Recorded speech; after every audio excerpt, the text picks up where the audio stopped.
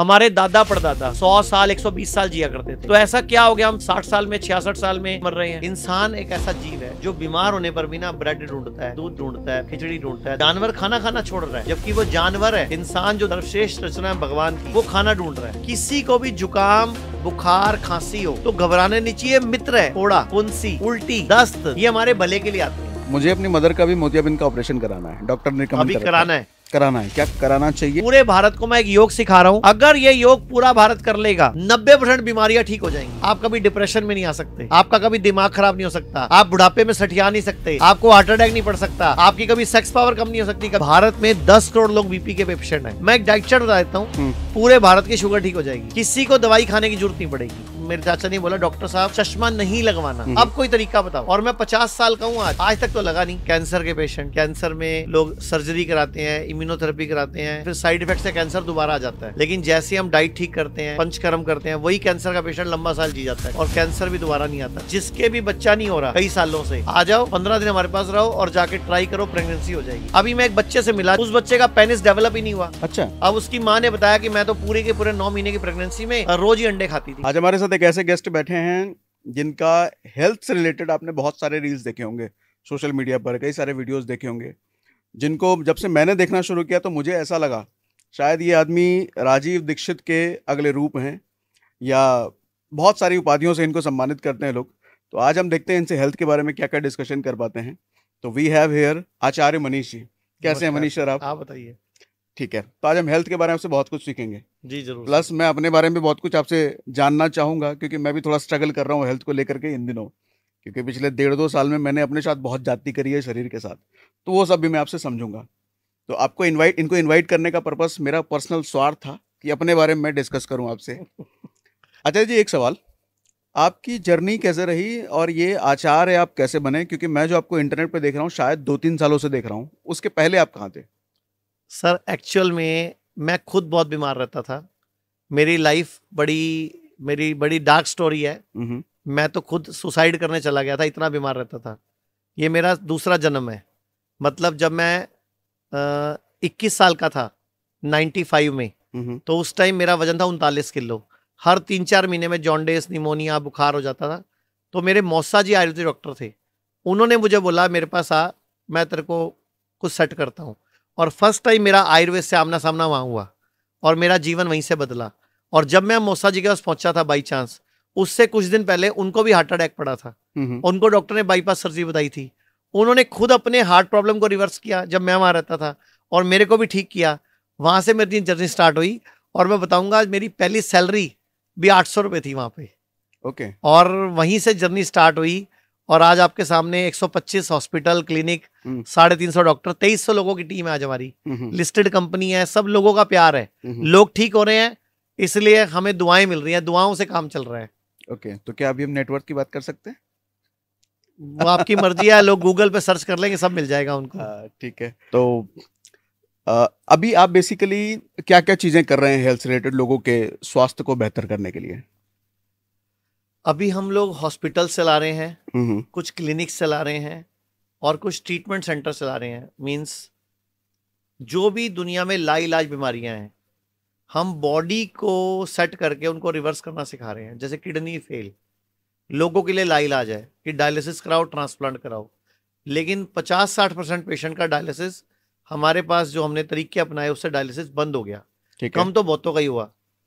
ऐसे liver fail, उसमें भी ट्रांसप्लांट ही बताया जाता है और ट्रांसप्लांट भी फेल हो जाते हैं। तो हम लोगों के पास बहुत सारे पेशेंट हैं जो 2-2, 4-4 साल, 5-5 साल ज़्यादा जिए लीवर फेल के बावजूद। ठीक है। ऐसे कैंसर के पेशेंट, कैंसर में लोग सर्जरी कराते हैं, इम्यूनोथेरेपी कराते हैं, कीमोथेरेपी कराते हैं, रेडियोथेरेपी कराते हैं, फिर साइड इफेक्ट से कैंसर दोबारा आ जाता है। लेकिन जैसे हम डाइट ठीक करते हैं, पंचकर्म करते हैं, वही कैंसर का पेशेंट लंबा साल जी जाता है, कई साल जी जाता है, और कैंसर भी दोबारा नहीं आता कईयों का। तो ऐसे ही हार्ट प्रॉब्लम, लोग बाईपास सर्जरी कराते हैं, हार्ट की स्टंटिंग कराते हैं, हम लोग वही ब्लॉकेज खोल लेते हैं या नई आर्टरी डेवलप हो जाती हैं। और ये सब हमारे डॉक्टर्स बखूबी कर लेते हैं क्योंकि उनको आहार विज्ञान है। ये सब कुछ पॉसिबल है डाइट से, ठीक है, खाना पीना सेट करके और बॉडी को क्लीन करके। मैं आपको एक एग्जांपल देता हूँ, एक सूत्र बताता हूँ। आयुर्वेद कहता है सर्वेषाणाम रोगाणाम निदानम कुपितामला, मतलब सर्व रोग, कोई भी रोग अगर किसी को है तो कुपित मल को निकाल दो, मतलब बॉडी के टॉक्सिन्स को, वेस्ट को निकाल दो, रोग ठीक हो जाते हैं। कोई भी रोग हो, कोई भी रोग हो, तो सब सारे रोग गंदगी से हैं, तो बॉडी की सफाई कर दो, डिटॉक्स कर दो, तो रोग ठीक हो जाते हैं। तो इसी बेस पे हम kidney fail, liver fail, cancer, heart problem, auto immune disease, BP, sugar, जोड़ों का दर्द, अस्थमा, सब बीमारियों पे काम कर लेते हैं। आप सोचो हमारे पास कितने ऐसे फीमेल्स हैं जिनको आईवीएफ के बाद भी बच्चा नहीं हुआ, और हमारे यहाँ लगभग 2 महीने के 3 महीने के ट्रीटमेंट के बाद लगभग 60% लोगों को जिनको आईवीएफ फेल हो गए उनके बच्चा हुआ। आईवीएफ मतलब जिनके बच्चा नहीं हो पाता, एलोपैथी में एग निकाल के, पुरुष का स्पर्म निकाल के बाहर निषेचित करके फिर वापस यूट्रस में डाल दिया जाता है। एक पद्धति है इन विट्रो फर्टिलाइजेशन, मतलब बाहर फर्टाइल करके अंदर डालना, लेकिन वो बड़ी पेनफुल है, साइड इफेक्ट से भरी हुई है। मतलब इतने साइड इफेक्ट आते हैं कि फीमेल की चेहरे पे बाल आ जाते हैं, अपर लिप्स आ जाते हैं, ठोडी पे बाल आ जाते हैं, हार्मोन डिस्टर्ब हो जाते हैं, पीरियड डिस्टर्ब हो जाते हैं, पेनफुल हो जाते हैं, ब्रेस्ट का साइज बड़ा छोटा हो जाता है, लुकोरिया शुरू हो जाता है, बॉडी से पसीने में स्मेल शुरू हो जाती है, बड़े साइड इफेक्ट आते हैं आईवीएफ के। जबकि आयुर्वेद में गर्भधारण, नाम ही गर्भधारण है, इतनी अच्छी टेक्निक है, गर्भधारण, गर्भ शुद्धि, गर्भ संस्कार और बीज शुद्धि, बाल संस्कार, ये सारे टेक्निक्स हैं, बड़ी आसानी से सारे प्रोसेस पूरे हो जाते हैं आयुर्वेद में। मैं अभी बड़ी जल्दी भारत में एक गर्भ शुद्धि का स्पेशल एक आयुर्वेदिक हॉस्पिटल खोलने जा रहा हूँ, और वहाँ चैलेंज होगा कि जिसके भी बच्चा नहीं हो रहा कई सालों से, आ जाओ 15 दिन हमारे पास रहो और जाके ट्राई करो, प्रेगनेंसी हो जाएगी। मतलब 100 में से 70 लोगों के प्रेगनेंसी मतलब कंसीव हो जाएगा उनका। ओके, जो हमें विश्वास है। आयुर्वेद पावरफुल है, नेचुरोपैथी पावरफुल है। ओके, एक चीज मुझे समझाइए, एलोपैथ, आयुर्वेद और तीसरा एक और होता है, कौन सा होता है? Naturopath, homeopath. होम्योपैथ, क्या डिफरेंस होता है इन सब में? देखिए, आयुर्वेद का शब्द है आयुर्जमा वेद, संपूर्ण आयु को जानने का विज्ञान। जो आयुर्वेद है ना, वो प्रिवेंशन है और क्योर भी है। मींस बीमार होने, आयुर्वेद का श्लोक है स्वस्थस्य स्वास्थ्य रक्षणम, कि स्वस्थ के स्वास्थ्य की रक्षा पहले ही कर दो, मतलब बीमार होने की वेट मत करो। मतलब आयुर्वेद जीवन जीने का विज्ञान है। ठीक है। जैसे जंगल में कोई भी जानवर बीमार नहीं पड़ता, किसी का भी ऑपरेशन नहीं होता, किसी के भी बच्चा ऑपरेशन से नहीं होता, वजह वो आयुर्वेद अपना रहा है, मींस नेचुरल जीवन। आयुर्वेद मतलब नेचुरल जीवन, एलोपैथ मतलब सारा केमिकल वाला जीवन। सुबह मोमोज, शाम को बर्गर, पिज्जा, ब्रेड, रस, बंद, भुजिया, बिस्किट, नमकीन, सबका सब पैक्ड फूड, डब्बा पैक, प्रिजर्व फूड, डब्बा फूड। अब ब्रेड दुनिया की सबसे खराब वस्तु है, लेकिन लोग बीमारी में भी खा रहे हैं। ओके, कभी भी बीमार होने पर रायता नहीं खाना। हर होटल में, हर हॉस्पिटल में जब लंच मिलता है, थाली आती है और उसमें रायता भी होता है। आयुर्वेद में क्लियर वर्णित था कि जब बीमार पड़ो तो दूध, दही, पनीर नहीं खाना होता। नहीं खाना होता है सर, नहीं, सूंघना भी नहीं होता। हमारे यहाँ तो जब तबीयत खराब होती है रात को दूध देते हैं। सर गलत है ना। अच्छा, दूध भी फिर गारंटी क्या है? असली है, पैकेट वाला दूध पी रहे हो आप, क्या है गारंटी हो किसका है? मैंने एक बार पहले भी एक पॉडकास्ट में बोला था, गाय हमारी माता है और अकल बड़ी के भैंस, गई भैंस पानी में काला अक्षर भैंस बराबर, जिसकी लाठी उसकी भैंस, भैंस के आगे बीन बजाना। सारी कहावतें भैंस पे क्यों है? कोई पूछे तो सही कि भैंस का दूध पीने लायक नहीं है, हमें बीमार करता है। भैंस का दूध पियो, लेकिन शर्त क्या है? कई किलोमीटर रोज चलो, खेतों में काम करो, फावड़े चलाओ, तब भैंस का दूध हजम हो सकता है, वरना नहीं हो सकता, वरना बीमारी बनेगा। ओके। अच्छा, मुझे बताओ, America, Japan, Germany, Korea, China, Australia, बड़े बड़े देशों के नाम लो, एक सिंगल व्यक्ति भी भैंस का दूध नहीं पीता वहां पे। वो तो सियाने देश है, विकसित देश है। विकसित देशों को तो अकल ज्यादा है हमसे, वो क्यों नहीं दूध पी रहे भैंस का? वो भारतीय देसी गाय क्यों लेके जा रहे हैं? इजराइल में, पूरी दुनिया में भारतीय देसी गाय पे सबसे पहले रिसर्च हुआ था, और पूरे विश्व में इजरायली जो भारत की देसी गाय, जो उन्होंने नई नस्ल बनाई है, सबसे ज्यादा दूध देती है। मतलब भारत में गाय, मतलब भारतीय गाय होना चाहिए ना, लेकिन यहाँ अमेरिकन गाय भी है, जर्सी गाय भी है, एचएफ गाय भी है, ऑस्ट्रेलियन गाय भी है। वो सुअर की संकर नस्ल से तैयार हुई है। अच्छा, तो आप बताओ उसका दूध कैसे अमृत हो गया? देसी गाय का दूध अमृत था। ओके। भारतीय गाय, देसी गाय मतलब भारतीय गाय, उसकी पहचान होती है, उसकी पीठ पे कुबड़ होता है। लेकिन ऑस्ट्रेलियन गाय, एचएफ गाय, अमेरिकन गाय की प्लेन होती है, प्लेन होती है, तो वो दूध नहीं पीना होता उसका, भैंस का दूध भी नहीं पीना होता। ओके। अच्छा मैं एग्जांपल देता हूं, आप ना 100 गाय इकट्ठी कर लो, 100 गाय, और उसका एक बछड़ा छोड़ दो उसमें, वो अपनी माँ के पास पहुंच जाएगा। आप 1000 बछड़े इकट्ठे कर लो और एक गाय को छोड़ दो, अपने बच्चे को पहचान लेगी। और आप सिर्फ 10 भैंस के बच्चे इकट्ठे कर लो और भैंस को छोड़ दो, अपने बच्चे को नहीं पहचान पाएगी। अच्छा आप 10 भैंस इकट्ठी कर लो और एक बछड़ा छोड़ दो, अपनी माँ को नहीं पहचान पाएगा। वो बेबुद्धि होती है, उसमें अकल नहीं होती, उसमें भाव नहीं होते, इमोशंस नहीं होती, और हम उसका दूध पी के उम्मीद लगाते हैं कि मेरे अंदर प्यार पैदा होगा, मेरे माँ के प्रति सम्मान पैदा होगा, मेरा दिमाग मोटा नहीं होगा। अरे एक बात बताओ, अमेरिका, चाइना वर्ल्ड के सबसे बड़े देश हैं, जापान, वो भैंस का दूध क्यों नहीं पीते? जबकि गाढ़ा है, सफेद है, भैंस ज्यादा दूध देती है, फिर भी क्यों नहीं पीते? क्योंकि उनको पता है ये पीने लायक नहीं है। अगर इसको पीना है तो कई किलोमीटर सैर करो, पूरी के पूरे दंड लगाओ, पहलवानी करो, तब वो दूध हजम होगा। मतलब डाइजेस्ट करने की ताकत, डाइजेस्ट करने की ताकत तभी है ना जब एक्सरसाइज करो। अब आप दिन भर खाए जा रहे हो, पिए जा रहे हो, एक्सरसाइज जीरो कर रहे हो, तो वही खाना बीमारी बन गया। तो देसी गाय का दूध, पहली बात तो दूध से अच्छा है दही, उससे भी अच्छा है मक्खन या देसी घी, लेकिन वो देसी गाय का हो। तो मैं तो बोलता हूँ दूध मत पियो, दही खाओ। और दही भी नारियल के दूध का बहुत अच्छा है, बादाम के दूध का, मूंगफली के दूध का, इनका लेना चाहिए। बड़ा आसान है बनाना। कैसे? नारियल लो, उसमें थोड़ा पानी डालो, कद्दूकस करो, उसको बारीक करो, कपड़े से निचोड़ लो, दूध निकल गया। फिर दोबारा एक बार कर लो, 3-4 बार कर लो, ऐसे हर बार निचोड़ते जाओ, दूध निकलता जाएगा। उसको डायरेक्टली हीट मत करो, इनडायरेक्टली गर्म करो, जैसे बर्तन में बर्तन रख के पानी डाल के, तो 10 मिनट गर्म करो। उसके बाद उसमें 4 हरी मिर्चें बीच में से काट के डंडी समेत छोड़ दो, सुबह तक दही जम जाएगी। अगले दिन उसी दही से दही जमाते जाओ, 5-7 दिन बाद इतनी बढ़िया दही जमाएगी आप सोच भी नहीं सकते। मतलब आपकी असली दही से भी ज्यादा स्वाद बनेगी और पौष्टिक।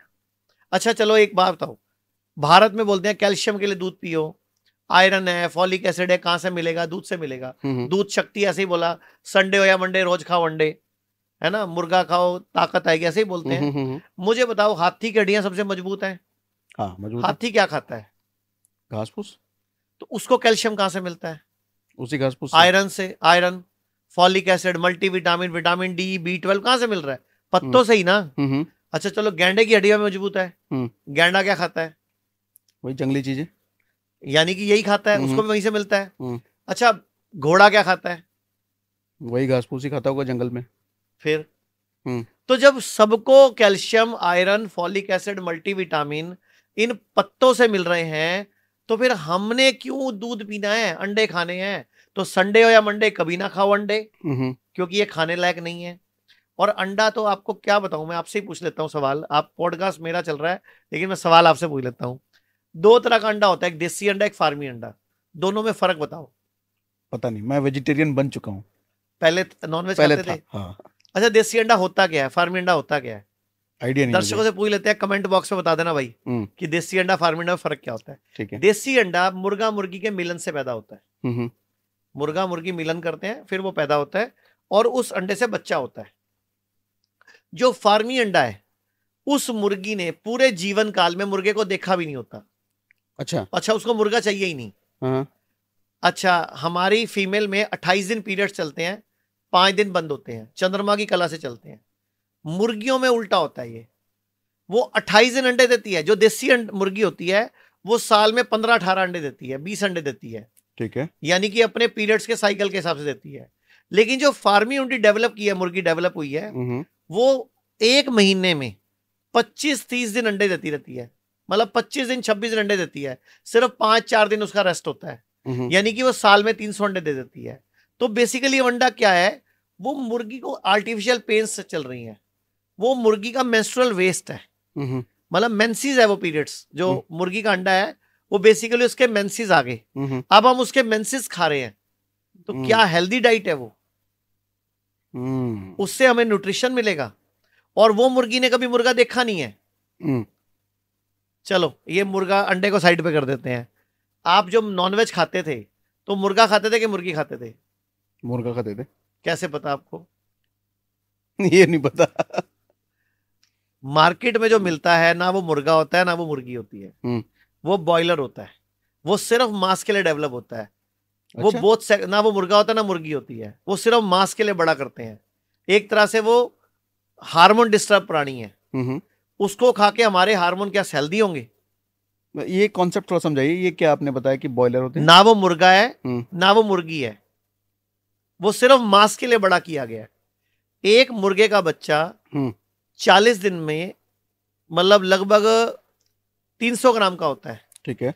लेकिन वो वाला मुर्गा 40 दिन में 1.25 किलो का हो जाता है लगभग। अच्छा। ग्रोथ हार्मोन की वजह से। मतलब वो सिर्फ मांस के लिए डेवलप हुआ और वो ठुस होता है, उससे चला भी नहीं जाता। मतलब भयंकर, जैसे एक मान लो एक आम आदमी में 700 किलो का आदमी जो ऐसे पड़ा हुआ है, वो वाला वो मुर्गा होता है। मुर्गा या मुर्गी जो भी बोल लो उसको, या बोथ सेक्स बोल लो उसको आप। अब उसका मांस खा रहे हैं हम। जिसने जीवन काल में कभी धूप नहीं देखी, उसको पिंजरों में बंद करके रखा गया, चोंच उसकी आगे से आग लगा दी जाती है ताकि एक दूसरे को चोंच ना मार दे। मांस के लिए उसको हार्मोन दिए जा रहे हैं, एंटीबायोटिक एंटीवायरल दिए जा रहे हैं ताकि उसको बीमारी ना लगे।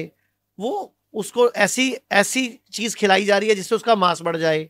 तो वो हार्मोन डिस्टर्ब हो जाते हैं उसके, क्योंकि मेल भी नहीं है फीमेल भी नहीं है। मैं बोलना नहीं चाह रहा वो क्या है वो। हाँ ठीक है। ना वो मेल है ना फीमेल है। तो उसको खा के आप सोचते हो आपके बच्चों की सेक्स शक्ति बढ़ेगी, आपके बच्चों की हाइट बढ़ेगी? अरे बीमार होंगे वो। ये जो एलजीबीटी समुदाय बढ़ रहा है, हार्मोन डिस्टर्ब प्राणी कहां से आ रहे हैं इतने? क्योंकि जब हम डिस्टर्ब चीजें खाएंगे तो हमारे हार्मोन भी डिस्टर्ब होंगे। एक माँ के पेट में जब बच्चा है और माँ ने गलत गलत चीजें खाई तो उसके हार्मोन बिगड़ रहे हैं ना, उसका जीन बिगड़ रहा है ना, उसका डीएनए बिगड़ रहा है ना, तो उसका असर बच्चे पे भी तो आएगा। अभी मैं एक बच्चे से मिला 4 दिन पहले, उस बच्चे का पेनिस डेवलप ही नहीं हुआ। अच्छा। अब उसकी माँ ने बताया कि मैं तो पूरे के पूरे 9 महीने की प्रेगनेंसी में रोज ही अंडे खाती थी। अब उस बच्चे का पेनिस ही डेवलप नहीं हुआ, बताओ क्या करोगे आप? एक लड़का 4 साल का आया, उसका पेनिस ही नहीं है। ऐसे एक फीमेल आई 19 साल की, उसके पीरियड्स ही शुरू नहीं हुए। मैंने जब उसकी हिस्ट्री ली, उसके मेरे डॉक्टर ने उसकी मम्मी से पूछा तो वो नॉनवेज की शौकीन है। जब वो बच्चा पेट में था तो खूब अंडे और खूब नॉनवेज खाए उसने। मैं ये नहीं कह रहा कि जो नॉनवेज लवर है वो हमें गाली दें, लेकिन मैं ये बोलता हूं भाई, दुनिया का कोई भी जानवर जो जंगल में रहता है, जिसके दांत नुकीले हैं वही नॉनवेज खाता है। हमारे दांत चेक कर लो, नुकीले नहीं है। राइट। और जो भी नॉनवेज खाने वाले जीव हैं उनकी आंतें छोटी होती हैं, चाहे वो शेर है, चाहे वो कुत्ता है, चाहे वो बिल्ली है। मतलब क्योंकि बॉडी में नॉनवेज रुकना नहीं चाहिए। हमारी आंतें मुंह से लेके जब खाना बाहर निकलना है, लगभग 30 फुट लंबा रास्ता है ये। इसमें खाना सड़ता है, खाना रुकता है और बीमार करता है। मतलब वो जो पाइप है इंटेस्टाइन, हमारी जो इंटेस्टाइन है लगभग 20 से 22 फुट लंबी है। हमारी बड़ी आंत लगभग 1.5 मीटर यानी कि 5-6 फुट लंबी है। हमारी फूड पाइप लगभग 1-1.5 फुट लंबी है। तो ये सारा रास्ता 30 फुट का है। और उनकी छोटी होती हैं? उनकी तो छोटी होती है ना, सिर्फ मुश्किल से 7 फुट की, 4 फुट की, 6 फुट की।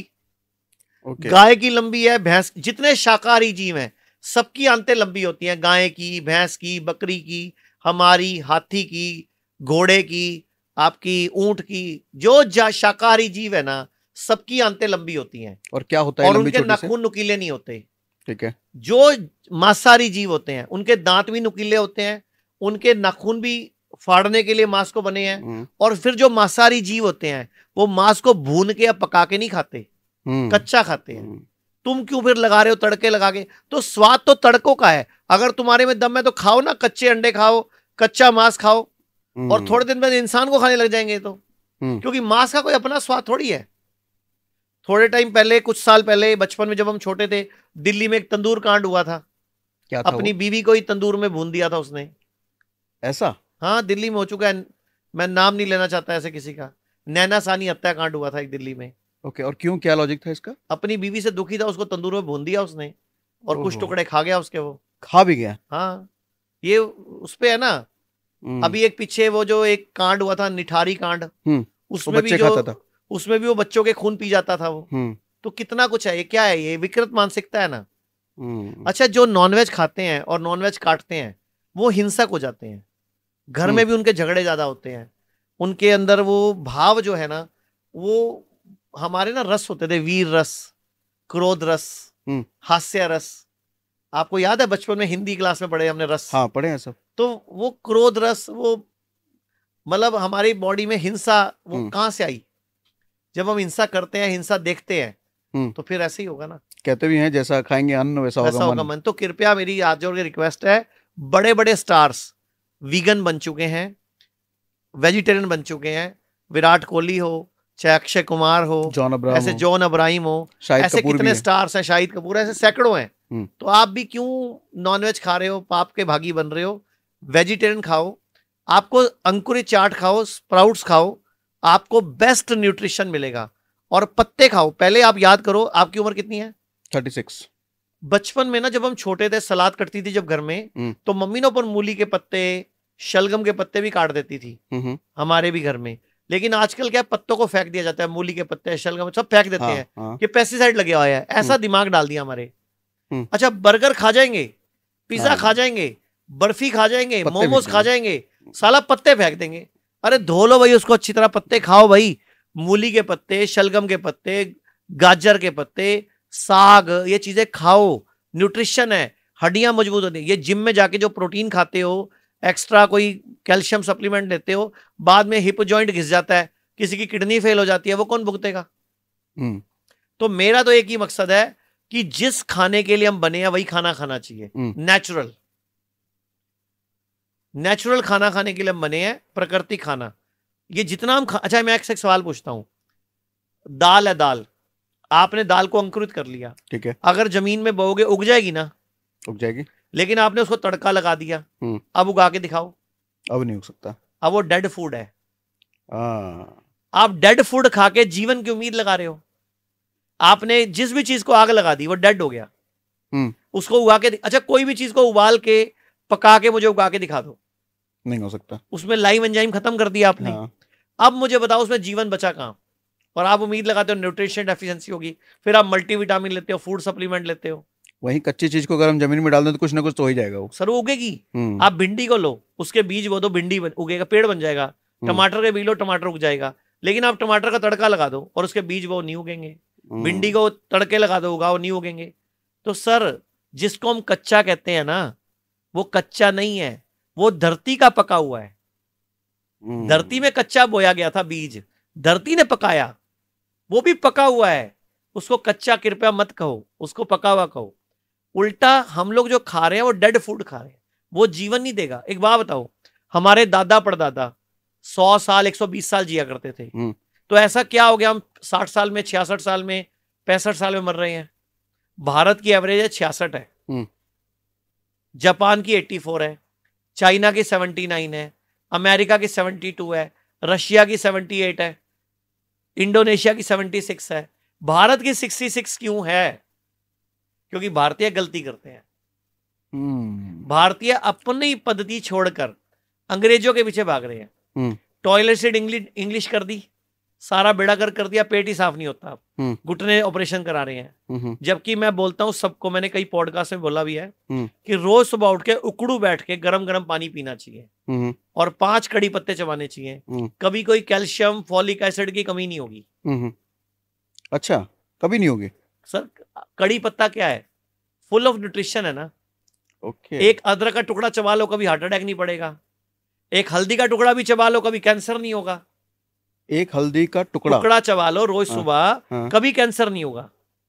एक हल्दी अदरक का टुकड़ा चबा लो रोज, कभी हार्ट अटैक नहीं पड़ेगा। चबा के मतलब क्या, खा जाए? चबाना और अंदर निकल जाओ ना, नेचुरल है ना वो तो। उसका रस लेना है। रोज एक की बात कर रहे हैं? हाँ, एक टुकड़ा, और हफ्ता लगातार नहीं खाना। 4 दिन 5 दिन खाओ, 6 दिन खाओ, फिर 1-2 दिन छोड़ दो, क्योंकि बॉडी सम हो जाती है। जो भी चीज हम रोज खाते हैं, बॉडी को उसकी आदत पड़ जाती है, उसका असर नहीं होता। तो रोज कभी कोई चीज नहीं खानी चाहिए। आप याद करो, बचपन में हम पूरा साल गेहूं कभी नहीं खाते थे। कभी गेहूं खाते थे, कभी बाजरा खाते थे, कभी रागी खाते थे, कभी मक्की खाते थे। अभी पूरा साल गेहूं खाते हैं हम, फिर हम कहते हैं बीमार भी ना पड़े। अस्थमा हो गया, फिर बीपी हो गया, शुगर हो गया। क्यों हो रहा है? क्योंकि हम ऐसा अनाज खा रहे हैं जो पूरा साल खाने का नहीं है। तभी कहते हैं सीजनल खाना खाना चाहिए। बिल्कुल, जो सीजन में मिल रहा हो वो खाओ। अनाज भी अभी हम क्या है, सीजन की सब्जी तो खा लेते हैं, लेकिन गेहूं सेम है हमारा। एक कभी भी गेहूं और चावल इकट्ठा नहीं खाना चाहिए। एक टाइम पे एक अन्न खाना चाहिए, क्योंकि हर अन्न का एक अपना डाइजेशन का टाइम है। तो 2 अन्न एक साथ नहीं खाने चाहिए। हम क्या करते हैं, घर में गेस्ट आया, चावल भी बना देंगे, गेहूं भी बना देंगे, रोटी भी बना देंगे, नहीं खाना। एक टाइम पे एक अनाज। ओके। अच्छा, एक अभी 2 पॉडकास्ट मैंने देखे। एक तो आपका पॉडकास्ट देखा था, किसी और का देखा था। उस पॉडकास्ट में किसी ने पूछा एलोपैथिक डॉक्टर से, क्या घास पे चलना मिथ है, कुछ होता है इससे? तो डॉक्टर ने साफ साफ बोला था ये मिथ है, कुछ नहीं होता इससे। आपका पॉडकास्ट मैंने देखा था, आपने बताया था किसी के साथ तो आपने एक्सपेरिमेंट किया था, पैर के नीचे कुछ करेले वगैरह लगा करके, करेला और नीम, और उसका टेस्ट जीभ पर आ गया था। हाँ, क्योंकि हमारे पैर में रिसेप्टर्स होते हैं। तो क्या उनकी बात को यहाँ पे कट करना, ऐसा घास पे चलने से कुछ नहीं होता? सर, घास पे चलने से दुनिया का हर जानवर कभी हॉस्पिटल नहीं जाता। वो घास पे चलने की वजह से ही हो रहा है, मिट्टी पे चलने की वजह से ही हो रहा है। दुनिया का कोई जानवर का नाम बताओ जो जूते चप्पल पहनता हो? कोई नहीं। और कोई जानवर का नाम बताओ जिसका बच्चा ऑपरेशन से होता हो? कोई नहीं। हॉस्पिटल जाता हो? फिर सब नंगे पांव चलने से ही हो रहा है सर। क्या लॉजिक है इसका? इलेक्ट्रॉन्स मिलते हैं आपको, न्यूट्रिशन मिल जाएगा खाने से, इलेक्ट्रॉन्स नहीं मिलेंगे। इलेक्ट्रॉन्स लेने का एक ही सोर्स है, धरती। ओके। तो जब आप नंगे पांव घास पे घूमोगे, इलेक्ट्रॉन्स मिलेंगे। बॉडी में जो फ्री रेडिकल्स हैं उनको बाइंड कौन करेगा? इलेक्ट्रॉन्स करेंगे। मेरी बॉडी में एनर्जी कैसे आएगी? इलेक्ट्रॉन से आएगी। मैं आपको मेरा एक किस्सा बता देता हूं। मैं 7वीं क्लास में पढ़ता था, 7th क्लास में। तो मेरी आईसाइट वीक हो गई। मेरे को मम्मी ले गई डॉक्टर के पास। डॉक्टर का नाम भी याद है मुझे, सहारनपुर में, जनकपुर में, पुरी में रहते थे। SK त्यागी नाम था, मुझे नाम भी याद है। जनकपुरी में, हम किशनपुरा में रहते थे, सहारनपुर गाँव में। तो वहां गई मम्मी, 30 रुपये फीस लगती थी उस टाइम पे। उन्होंने मेरी आईसाइट चेक करी और मेरा चश्मा लगा दिया। मैं घर पे आके चश्मा लगा के घूम रहा था। मेरे चाचा जी साइंटिस्ट हैं। उन्होंने बोला इधर आ, क्या कर रहा है? बोले चश्मा उतार, मेरे साथ डॉक्टर है तो कल दोबारा चलियो। वहां से कर मेरे दिमाग भी डेवलप हुआ, बताता हूँ कैसे। डॉक्टर साहब के पास दोबारा गए, फीस दोबारा नहीं लगी क्योंकि 1 हफ्ते की फीस होती थी। तो डॉक्टर साहब ने बोला, मेरे चाचा ने बोला, डॉक्टर साहब चश्मा नहीं लगवाना, अब कोई तरीका बताओ। ओके। डॉक्टर ने बोला 5 बादाम, ये एलोपैथी डॉक्टर है, एलोपैथी जो आंखों का डॉक्टर होता है। 5 बादाम और 5 भूरी मिर्चें, जिसको सफेद मिर्चें भी बोलते हैं, इनको भिगो के रख दो रात को, और सुबह उठ के चबा चबा के खा लो, और नंगे पांव घास पे घूम लो, चश्मा नहीं लगेगा। ये डॉक्टर के शब्द हैं। और मैं 50 साल का हूं आज तक तो लगा नहीं। उसी घास ने बचा रखा है मुझे तो आज तक। और वही बादाम और बादाम और सफेद भूरी मिर्चें, जो सफेद मिर्चें हैं, मैंने मुश्किल से 12-15 दिन खाई थी उस टाइम। उसके बाद आज तक नहीं खाई। वैसे बादाम खा लेता हूँ कभी कभी खा लेता हूँ, रोज नहीं खाता रूटीन में। और नंगे पांव घास पे घूमता हूँ रोज। मेरे घर में आगे पीछे लॉन है, तो मैं रोज अपना अखबार पढ़ता हूँ या अपना जो काम करता हूँ, सुबह गर्म पानी पीता हूँ या 8 की वॉक में घूमता हूँ। तो सब नंगे पांव घूमता हूँ मैं। आज तक तो चश्मा लगा नहीं। ओके। जबकि मैं छोटे छोटे बच्चों को देखता हूँ, 10 साल के, 5 साल के, चश्मे लगे हुए हैं, डायबिटीज है। तो एक बात बताओ, अगर एलोपैथी डॉक्टर का ही नुस्खा था ये कि भैया, तो अगर बादाम और भूरी मिर्चें काम, मैं सबको बोलना चाहूंगा जिनको भी चश्मा लगा हुआ है, 5 बादाम 5 भूरी मिर्चें रात को भिगो के रखो, सुबह उठ के चबा चबा के खाओ, और नंगे पांव घास पे घूमो, और रोज सुबह उठते ही अपनी लार आंखों में डालो, और उसके बाद हाथ रगड़ के गर्म करके आंखों पे लगा के आंखें खोलो। बहुत सारे लोगों का चश्मा उतर जाएगा। ये लार वाली बात दोबारा बताइएगा कैसे? ये लार है ना, मुंह में जो लार है, स्लाइवा, हाँ। ये टाइनिन, अमाइलेज, लाइपेज, ये पेप्सिन, हमारे मुंह के रसायनों के नाम है ये हमारी दवाई है, हमारा अमृत है ये रोज सुबह जो लार है आंखों में डालनी है। कैसे? अपने हाथ पे लेके, हाँ, लार लेके आंखों पे डाल के अपना अच्छी तरह हाथ रगड़ने हैं। मैं एक्सरसाइज सिखा दूं पूरी? हाँ बिल्कुल। लार मतलब थूक की ही बात कर रहे हैं ना? हाँ ठीक है। थूक तो निकल गया, थूक अच्छा नहीं लगता बोलते हुए। अच्छा, लार है वो थूकी। हाँ है वो थूकी। हाँ, वो तो एक ही चीज है। ठीक है। रात को ब्रश करके सो, और अपना सुबह उठ के लार लेके पहले आंखों में डाल लो। उसके बाद हाथ रगड़ो, इतने रगड़ो गर्म हो जाए। जब गर्म हो जाए आंखों पे लगाओ, 10-20 सेकंड रोक के रखो, फिर आंखें खोल दो। ठीक है। फिर ये 3 उंगलियां ऐसे रखो, 7 बार ऐसे घुमाओ, 7 बार उल्टा घुमाओ, 25-30 बार ऐसे करो, और 25-30 बार ऐसे करो। फिर अच्छी तरह रगड़ो, गरम करो। जब गरम हो जाए आंखों पे लगाओ, और 10 सेकंड बाद आंखें खोल दो। 90% लोगों का चश्मा उतर सकता है 15 दिन में, महीने में, 1.5 महीने में, 2 महीने में। कम से कम 10-15 वीडियोस पड़ी हैं यूट्यूब पे, फेसबुक पे, जो लोगों ने बनाई है कि उन्होंने मेरी ये प्रक्रिया देखी थी किसी पॉडकास्ट पे, किसी चैनल पे, और उन्होंने खुद किया और उनके चश्मे उतरे। और वो मेरे कोई पेड कैरेक्टर्स नहीं है, वो आप जैसे भाई लोग ही हैं। वो उसमें एक तो न्यूज एंकर ने बड़ी एक अच्छी वीडियो बनाई कि मैंने ऐसे एक वीडियो देखी और मेरा चश्मा उतर गया। अपने बेटे के बारे में भी बता रही हैं, वो वही वीडियो है?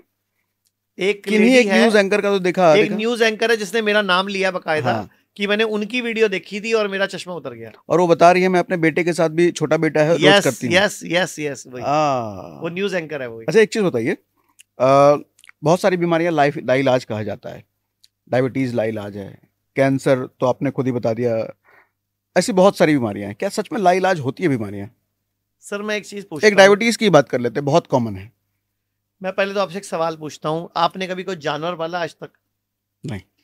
कभी आपके किसी जानने वाले ने, वाइफ ने, हाँ। फैमिली में किसी ने जानवर पाला है? हाँ हाँ। जब वो बीमार पड़ता है क्या करता है? क्या करता है आइडिया नहीं मुझे। सुस्त हो जाता है वो। सुस्त हो जाता है, फिर क्या करता है? वो खाना खाना छोड़ देता है। हाँ, खाना पीना आराम से रेस्ट करता है, धूप सेकता है। आप उसका के बटर चिकन रख दो, तंदूरी चिकन रख दो, नहीं खाता। इंसान एक ऐसा जीव है जो बीमार होने पर भी ना ब्रेड ढूंढता है, दूध ढूंढता है, पीली दाल ढूंढता है, खिचड़ी ढूंढता है, दही ढूंढता है। जानवर खाना खाना छोड़ रहा है, जबकि वो जानवर है। इंसान जो दुनिया का सर्वश्रेष्ठ जीव है, सर्वश्रेष्ठ रचना है भगवान की, वो खाना ढूंढ रहा है।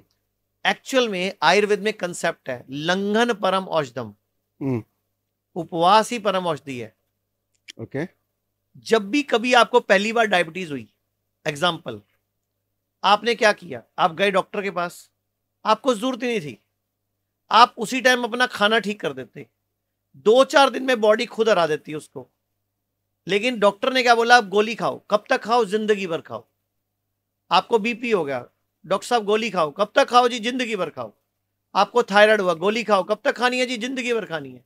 तो वो धंधा है, इलाज थोड़ी है। अगर आप गूगल पे एलोपैथी का मतलब डालो कि एलोपैथी का मतलब क्या है, हैनीमन के अनुसार, हैनीमन जो होम्योपैथी के जनक थे, उनके अनुसार इसका मतलब है इलाज के अलावा सब कुछ। इलाज के अलावा सब कुछ मतलब इलाज नहीं करती, बाकी सब कुछ करती है। ओके। इलाज कहां हुआ? बीपी की गोली जिंदगी भर, शुगर की गोली जिंदगी भर, थायराइड की गोली जिंदगी भर, एसिडिटी की जिंदगी भर। कोई एक चीज बताओ तो जिसकी छूटती हो गोली? नहीं छूटती। दुनिया की सबसे खराब गोली बुखार की गोली है। दुनिया की सबसे सेकंड नंबर की खराब गोली दर्दों की गोली है। दर्द, मैं आपको कितने पेशेंट के नंबर दे सकता हूं जिसको पेन हुआ, 20-25 दिन पेन किलर खाया, किडनी फेल हो गई। जिन्होंने बुखार हुआ, बुखार की दवाई खाई, लीवर फेल हो गया, हेपेटोटॉक्सिक होती है। तो अगर आप गूगल पे सर्च मारो तो मैं आपको चैलेंज करता हूं, और पर चैलेंज पे 1 लाख रुपए दूंगा। कोई दुनिया की एक गोली का नाम बताओ जिससे कोई एक बीमारी ठीक होती हो। पर नाम बताने का 1 लाख रुपया, लेकिन वो मुझे पेपर पे चाहिए। नहीं, सही बात है। सिंगल भी नहीं मिलेगी। बीमारी ठीक तो होती नहीं, बस जिंदा रखते हैं, मैनेजमेंट करते हैं और साइड इफेक्ट देते हैं। जबकि आयुर्वेद बीमारी की जड़ पे काम करता है। लेकिन मैं एलोपैथी के खिलाफ नहीं हूं, मैं बोलता हूं इंटीग्रेशन का टाइम है। जो एलोपैथी का अच्छा है वो अपना लो, जो आयुर्वेद का अच्छा है वो अपना लो, सब कुछ मिक्स कर दो, अपना इंटीग्रेशन कर दो। हमारे जो हॉस्पिटल का नाम है hymns, hospital and institute of integrated medical sciences. हमारे यहाँ होम्योपैथी, यूनानी, नेचुरोपैथी, आयुर्वेदिक और एलोपैथी सारे डॉक्टर्स हैं, ठीक है, एक साथ काम करते हैं। लेकिन मकसद पेशेंट ठीक होना चाहिए, बिजनेस नहीं करते, मैनेजमेंट नहीं करना, बीमारी ठीक होना चाहिए। लेकिन एलोपैथी वालों को यह करना चाहिए कि सुनिए इसका इलाज हमारे पास नहीं है, आप आयुर्वेद में ट्राई कर लीजिए। लेकिन वो क्या बोलते हैं? कहीं मत चले जाना, इसका धरती पे कोई इलाज नहीं है। जैसे गॉल ब्लैडर स्टोन है, वो क्या बोलते हैं? इसका रास्ता ही नहीं होता, ये निकल ही नहीं सकता। लेकिन मैं आपको सैकड़ों लोगों के नंबर दूं जिनके गॉल ब्लैडर स्टोन था, आयुर्वेद की दवाई से निकल गए, सिर्फ दवाई से। ओके, तो फिर वो कैसे निकल गए? तो तुम ये बोलो एलोपैथी में नहीं निकल सकते, आयुर्वेद में, होम्योपैथी में ट्राई कर लो, अगर नहीं निकलते, कोई तकलीफ देता है तो हम काट देंगे। लेकिन वो तो गॉल ब्लैडर में स्टोन, गॉल ब्लैडर काट दो, यूट्रस में रसौली, यूट्रस काट दो, आपका घुटना चेंज कर दो, रीढ़ की हड्डी चेंज कर दो, अब आपका लीवर चेंज कर दो, आपका किडनी चेंज कर दो, आपका हार्ट चेंज कर दो, ठीक सब कुछ ट्रांसप्लांट कर दो, ठीक तो कुछ हुआ नहीं ना। अच्छा, फिर चेंज करने के बाद इम्यूनोसप्रेशन दवाइयां खाओ। हाँ, आप फंसते चले आते हो उस जंगल में। अच्छा, मैं एक बात बताता हूं, इंसान ना जल्दी से मरता नहीं, दोनों हाथ काट दो मर जाएगा? नहीं। नाक? नहीं। आंखें निकाल दो? नहीं। जीभ काट दो? दोनों कान काट दो? नहीं मरेगा। अच्छा, एक किडनी निकाल दो? नहीं मरेगा। एक फेफड़ा निकाल दो? नहीं। दोनों पैर काट दो? लिंग भी काट दो? नहीं गुदा मरेगा। द्वार भी बंद कर दो? मरता नहीं ना? नहीं। मरता कब है? सांस से, जब चलने में। उसकी आई होती है या वो गलत डॉक्टर के हत्थे चढ़ जाता है। ओके। अदरवाइज इंसान भगवान का बनाया हुआ है, शक्तिशाली जीव है, जब उसकी मौत आती है अपने आप मरता है। लेकिन दवाइयां केमिकल के साइड इफेक्ट से जल्दी मरता है। आप एक काम करो, सबको बोल रहा हूं, 25 मई 2020 को लैंसेट का एक जर्नल छपा था, गूगल पे पड़ा हुआ है, चेक कर लो। लैंसेट का जर्नल 25 मई 2020 को, कि दुनिया में जब जब कॉम्बिनेशन की ड्रग्स दी गई हैं और किसी को भी 4 गोलियां दवाइयां एक साथ दी जाती हैं तो 6 में से 1 की मौत होती है। ओके। और जब 6 दवाइयां एक साथ दी जाती हैं तो 4 में से 1 की मौत होती है। और कोरोना में क्या हुआ था, लोगों को हॉस्पिटलों में 6 दवाइयां एक साथ दी गई ना, राइट। HCQ, एजिथ्रोमाइसिन, आइवरमेक्टिन, किसी को कुछ, किसी को कॉम्बिनेशंस दिए गए, मर साथ गए। में रेमडेसिविर, और मरे कितने लोग मरे।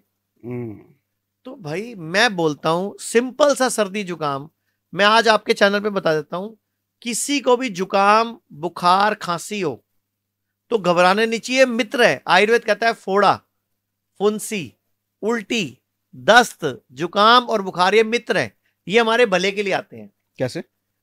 जैसे आपके दाने हो गए, फुंसियां हो गई, तो भगवान को थैंक यू बोलो, आपका कैंसर बच गया, बॉडी ने अपना गंद निकाल दिया, बॉडी की शुद्धि हो गई, टॉक्सिन्स निकल गए ना बॉडी के। वरना वही टॉक्सिन में ट्यूमर बनते, रसौली बनती, कैंसर होता, गांठ बनती, सिस्ट बनता, किडनी पे सिस्ट बनता, कहीं और बनता, लीवर पे बनता, फोड़े बनते, लेकिन वो बॉडी ने निकाल दिया। तो बॉडी इंटेलिजेंट है। तो जुकाम बुखार वगैरह होना अच्छा है, ये मित्र है, ये निकल रहा है हमारा बॉडी गंद निकाल रही है। बुखार चढ़ता है, बॉडी ने टेम्परेचर बढ़ाया। बॉडी टेम्परेचर क्यों बढ़ा रही है? बॉडी 2 कारण से टेम्परेचर बढ़ाती है। एक तो अपने अंदर के गंदे पित्त को, टॉक्सिन को फूकने के लिए, जो मैंने बोला था, सर्वेषाणाम रोगाणाम निदानम कुपिता मला, मतलब बॉडी भी अपने कुपित मल को खुद फूकती है टेम्परेचर बढ़ाकर। फूक दिया ना गंदे मल को, टॉक्सिन को। एक दूसरा कोई बैक्टीरिया, वायरस आया, पैथोजन आया, तो बॉडी ने टेम्परेचर बढ़ाया, उसको मारने के लिए या उसके खिलाफ एंटीबॉडी बनाने के लिए। तो बॉडी ने दोनों कारणों में आपका भला सोचा, लेकिन आपने गोली खा के बुखार उतार दिया, तो बॉडी की इंटेलिजेंस तो खराब कर दी ना आपने, बॉडी को अपना काम करने का समय नहीं मिला। हाँ, तो अब क्या होगा, बड़ी बीमारी आएगी। मैं आपको एक एग्जांपल देता हूं, इससे आप भी और दर्शक अच्छी तरह समझेंगे। मैं आपको एक सिचुएशन देता हूं। आप शादी में गए, 8 बजे सूप, 8:15 भल्ले, 8:30 पापड़ी, 8:45 चाउमीन, 9:15 मंचूरियन, 9:30 रोटियां, 9:45 बटर नान, 10 बजे एक आइसक्रीम, 10:15 एक कॉफी, फिर एक तीले वाली कुल्फी, फिर एक कॉफी, फिर एक दूध का गिलास, फिर मिठाई का टुकड़ा, फिर थोड़े से फ्रूट, फिर पान। ऐसे ही करते शादियों में। खूब खा लिया यहां तक आपने। अब आप घर आके सो गए, सुबह उठ के 6 बजे आपको पॉटिया लग गई। आप गए 100 करोड़ बड़े डॉक्टर के पास, बड़ा डॉक्टर, ज्यादा डिग्री वाला। क्या बोलेगा? क्या हो गया आपको? Loose motion, infection, diarrhoea, food poisoning, यही बोलेगा। गोली ले लो या कोई इंजेक्शन लगवा लो या कोई रोक लो इसको। हीरे मोती निकल रहे थे क्या? रोकना क्यों था पहले बताओ। अच्छा चलो, उसी टाइम आप चले गए 100 करोड़ आयुर्वेदिक डॉक्टर के पास। वो क्या बोलेगा? सर रात को खूब उल्टा सीधा खाया है, बॉडी गंद निकाल रही है, निकलने दो। एक ही सिचुएशन थी, एक ने बोला food poisoning, diarrhoea, loose motion, infection, एक ने बोला बॉडी सियानी है, जो कर रही है इसको करने दो। डॉक्टर कौन सा अच्छा है? जो कह रहा है, जो कर रही है करने दो। लेकिन हम जाते किसके पास है? जो रोक देता है। फिर तो देश कहां जा रहा है?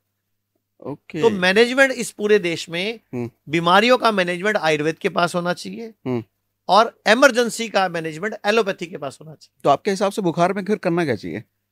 एक बाल्टी लो, एक बड़ी बाल्टी लो, उसमें गरम गरम पानी भरो, 40 डिग्री 42 डिग्री, इतने पाँव डुबो के, उसमें पाँव डुबो के बैठ जाओ ऐसी कुर्सी पे, और गरम गरम पानी साथ में सिप सिप करके पियो।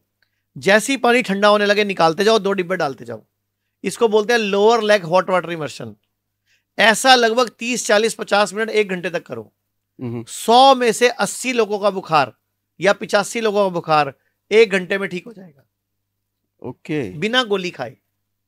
हमने क्या किया, बॉडी को टेम्परेचर दिया, बॉडी ने आधा डिग्री 1 डिग्री टेम्परेचर और बढ़ाया और एकदम पसीना आएगा, आपका बुखार उतर जाएगा। अब लोगों को डर क्या होता है कि मेरे पहले 104 डिग्री है, सिर पे चढ़ गया तो। ऐसी बॉडी बहुत इंटेलिजेंट है।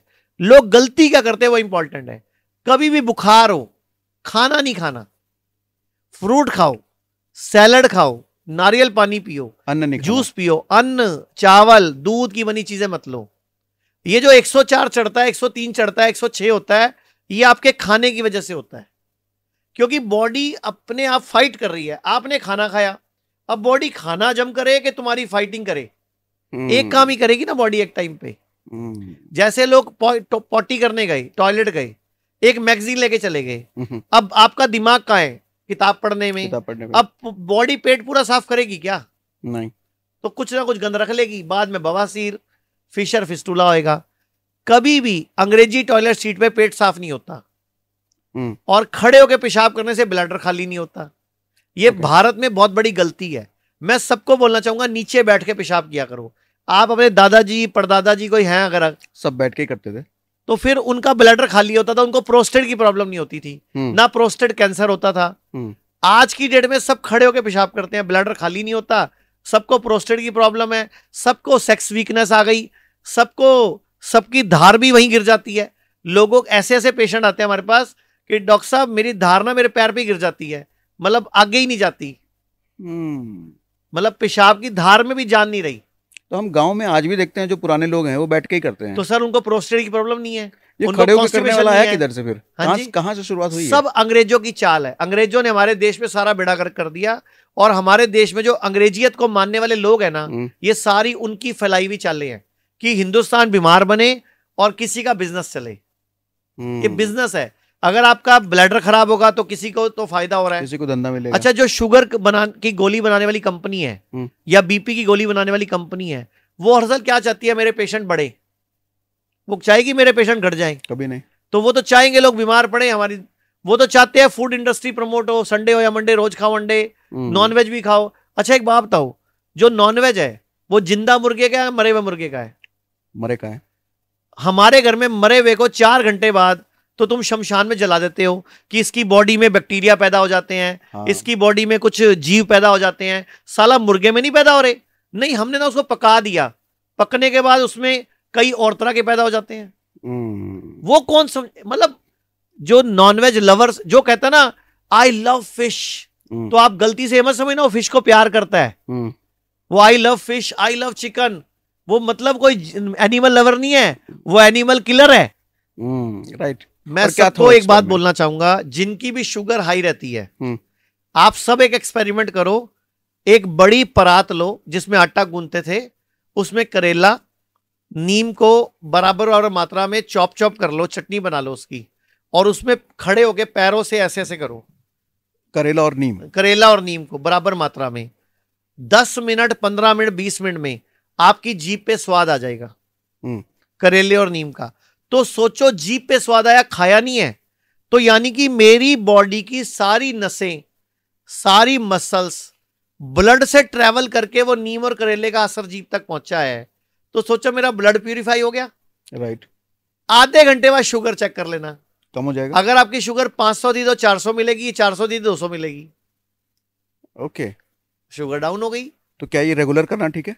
सर 15, 20, 25 दिन करके डाइट ठीक करके शुगर रिवर्स हो जाती है। मैं एक डाइट चार्ट बता देता हूं, पूरे भारत की शुगर ठीक हो जाएगी अगर अपनाएंगे लोग। तो भारत में 10 करोड़ लोग बीपी के पेशेंट हैं, 10 करोड़ लोग ही शुगर के पेशेंट हैं। मैं एक डाइट चार्ट बता रहा हूं, अगर ये पूरा भारत अपना ले तो सबकी शुगर रिवर्स हो सकती है, किसी को दवाई खाने की जरूरत नहीं पड़ेगी। क्या करना है? रोज सुबह उठ के खाली पेट, बिना कुल्ला, पहले तो मैं बताता हूं, जब भी सोएं रात को तो बाईं करवट सोएं, ओके, लेफ्ट साइड सोएं जब भी लेटना है, और सिर जो है ये पूर्व या दक्षिण में रखना है। हमेशा सिर जो है सोते टाइम पूर्व में या दक्षिण में रखना है, और लेटना बाईं करवट है। जब सुबह नींद खुले तो बॉडी को हिलाएं पहले, मतलब क्योंकि बॉडी में 5 लीटर खून है ना, तो घुटनों में भी नहीं है, एड़ी में भी नहीं है, पेट में है, तो पहले बॉडी में घूम जाए वो। ताकि हमें हार्ट अटैक ना पड़े, घुटनों पे प्रेशर ना पड़े। ठीक है। और कभी हमें ब्रेन स्ट्रोक ना पड़ जाए। सुबह सुबह हार्ट अटैक पड़ता है कई लोगों को, तो सुबह सुबह वाले बॉडी को हिलाएं, दाई करवट लेके उठ के बैठ जाएं। ठीक है। पहले वो लार वाली एक्सरसाइज कर लें, आंखें ठीक हो जाएंगी। उसके बाद क्या करें, चेक करें मेरी कौन सी सांस चल रही है। एक टाइम पे एक चल रही होगी, जोन सी सांस चल रही है वो वाला पांव जमीन पे रखें।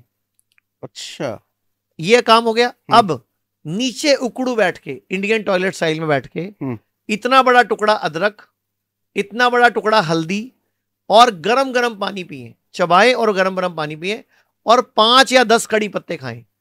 एक कड़ी पत्ता 1 मिनट में। ये सुबह सुबह हो गया। अब आ जाओ नाश्ते में, लंच में, डिनर में।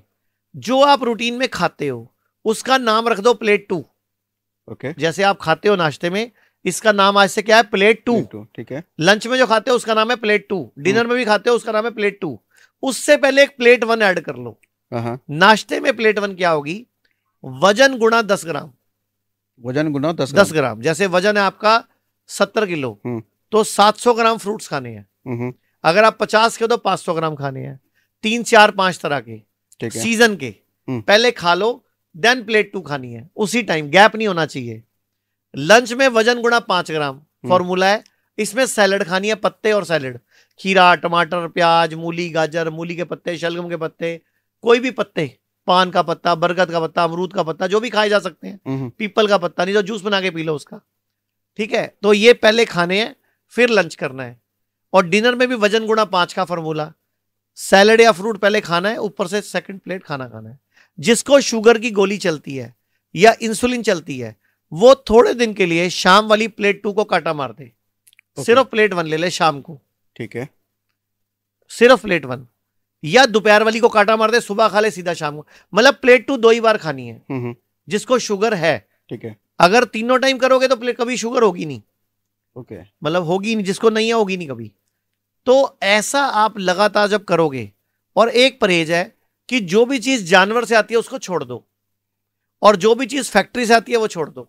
मतलब डब्बा पैक वाले, डब्बा पैक, पैकेट में आ रही है, रस, बंद, भुजिया, नमकीन, बिस्किट विस्किट, ये सब छोड़ दो। दूध दही जो आ रहा है वो सब जो पैकेट में आ रहा है सब छोड़ दो। ठीक है। दूध तो मैंने बोल दिया ना, जो जानवर से आती है सब छोड़ दो।